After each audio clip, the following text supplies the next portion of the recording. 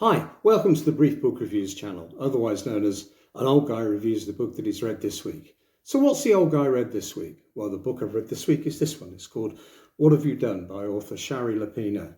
Was published as a hardback by Bantam here in the UK on the 18th of July 2024. It's the author's eighth book. Previous books have hit the Sunday Times, New York Times bestseller list, so the author has a good pedigree. But I have to be honest, I haven't read any of the author's previous works. So I knew it was going to be murder mystery stroke thriller. So I thought, give it a go. And I'm glad I did. So what's it all about, I hear you say? Well, the story is based in a rural community called Fairhill in Vermont, in the USA. It's a very quiet place. There's not a lot that goes on. As I said, it's a rural community. Everybody knows each other. The teenage kids don't really have a lot to do, so they play in the local cemetery telling each other ghost stories.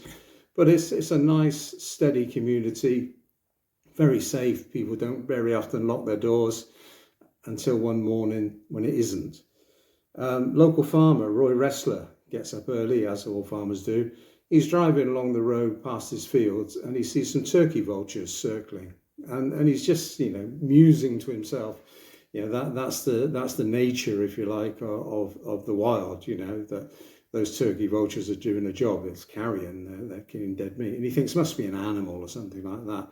But he thinks better check my field. So drives up, and it turns out it's not an animal. It's a dead body. It's a dead body of a teenage girl, someone he knows from the village. Her name's Diana Brewer.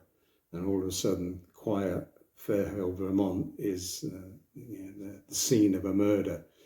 And this doesn't normally happen in Fairhill, Vermont. And Roy clearly, he's shocked, but he calls the local police.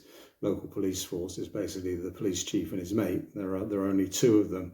So very quickly they have to call the Vermont State Police to get in, the CSI people and the relevant detectives. And sure enough, two people from the major crime unit in Vermont turn up.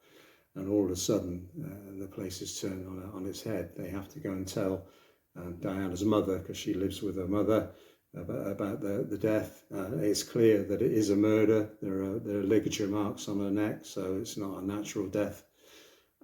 They have to go to a school. They tell the principal. The principal has to tell the children.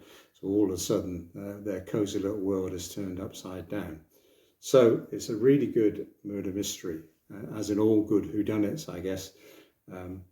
The police start looking at Diana's friends. Diana used to knock around with her friends, Riley, and he says, checking his notes, Evan, as well as her boyfriend Cameron. The four of them used to knock around together, but just recently, Diana and Cameron have been an item, if you will, and therefore, as Diana's boyfriend, Cameron falls under suspicion.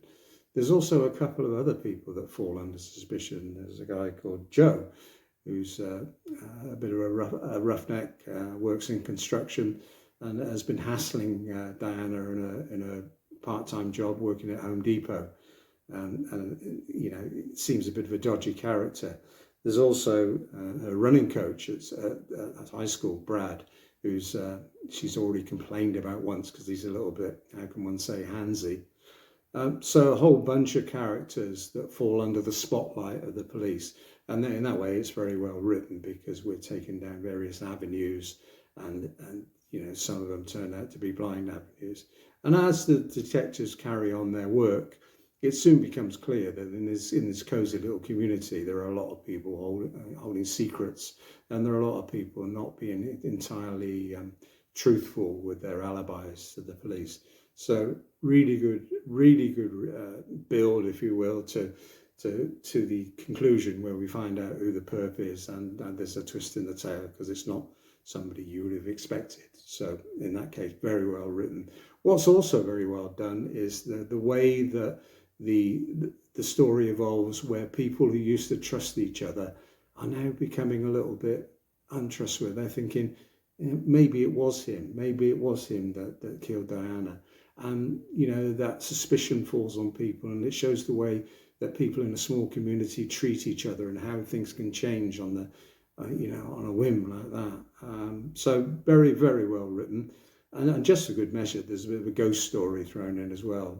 The author says in her notes at the back of the book that Vermont apparently is well known for ghosty type stories. And yeah, I live in rural Wiltshire in the UK, so I'm aware of that. So there's a little bit of ghost story thrown in as well. I'm not entirely sure if that added too much to the murder mystery, but I enjoyed it. It was a good read.